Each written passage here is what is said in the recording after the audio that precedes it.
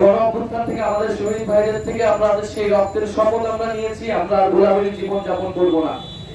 বিশ্ববিদ্যালয়গুলোতে নতুন করে কোনো দাসত্ব তৈরি হবে না। বিশ্ববিদ্যালয়ে সবাই স্বপ্ন নিয়ে আমরা পড়তে আসি, সেই স্বপ্ন পূরণ হবে এবং তরুণদের কর্মসংস্থান নিশ্চিত হবে। এমন একটা বাংলাদেশ আমরা চাই, বাংলাদেশের অর্থনৈতিক সংস্কার আমরা চাই। এবং গণঅভ্যুত্থানের পরে আমাদের সবারই দাবি ছিল বিশ্ববিদ্যালয়গুলোতে ছাত্র সংসদ হবে এবং সুষ্ঠু ধারার ছাত্র রাজনীতির বিকাশ ঘটবে। কিন্তু আমরা এখনো সেই ছাত্র সংসদের আমরা দেখতে পাইনি। ঢাকা বিশ্ববিদ্যালয়ের সহ জাহাঙ্গীরনগর অনেক বিশ্ববিদ্যালয় উদ্যোগ নিয়েছে। আমরা আশা করব যদি সাবিপ্রবি শিক্ষার্থীরা চায় যে তাদের বিশ্ববিদ্যালয়ে ছাত্র সংসদ নির্বাচন হোক, তাদের বিশ্ববিদ্যালয় প্রশাসন যাতে অতি দ্রুত সময়ের মধ্যে এর উদ্যোগ নেয়।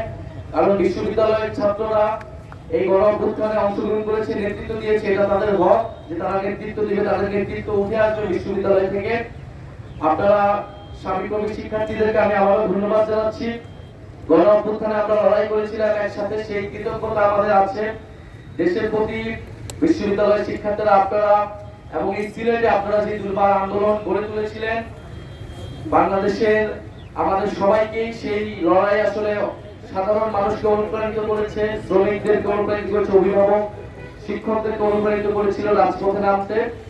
বিশ্ববিদ্যালয়ের ছাত্ররা আমাদের পড়াশোনার জীবনে আমাদের প্রধান দায়িত্ব কর্তব্য, কিন্তু দেশের প্রয়োজনে আমরা কলম ছেড়ে রাজপথে আসতে পারি।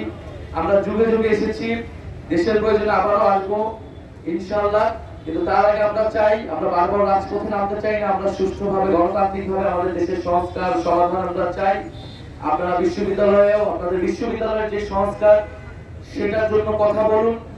কারণ এই বিশ্ববিদ্যালয়গুলোতে আপনার পরবর্তী প্রজন্ম আসবে, আমাদের পরবর্তী প্রজন্ম আসবে, তাদের জন্য একটা সুস্থ ধারার বিশ্ববিদ্যালয় একাডেমিক পরিবেশ থাকবে, তারা ঠিকমতো জীবনযাপন করতে পারবে, ঠিকমতো খাবার দাবার বিশ্ববিদ্যালয়ে নিশ্চিত হবে, লাইব্রেরি থাকবে, পড়াশোনার পরিবেশ থাকবে, সুস্থ ধারার ছাত্র রাজনীতি থাকবে। এটা নিশ্চিত করে যাওয়া পরবর্তী প্রজন্মের জন্য আপনারা আমার সকলেরই দায়িত্ব। ইনশাআল্লাহ আমরা সেই দায়িত্ব পালন করবো। আজকে আপনারা আমাদেরকে স্বাগতম জানাচ্ছি। সিলেট শহরে ঢুকতে আমরা আপনাদের প্রশ্ন অভ্যর্থনা পেয়েছি, এটা আমরা সবসময় মনে রাখবো এবং আমাদের প্রতি আপনারা আমাদের সমালোচনা, আমাদের ভুল সবকিছু ধরিয়ে দিবেন। আমরা মনে করি নতুন বাংলাদেশে কেউ ওই প্রশ্নের ঊর্ধ্বে নয়।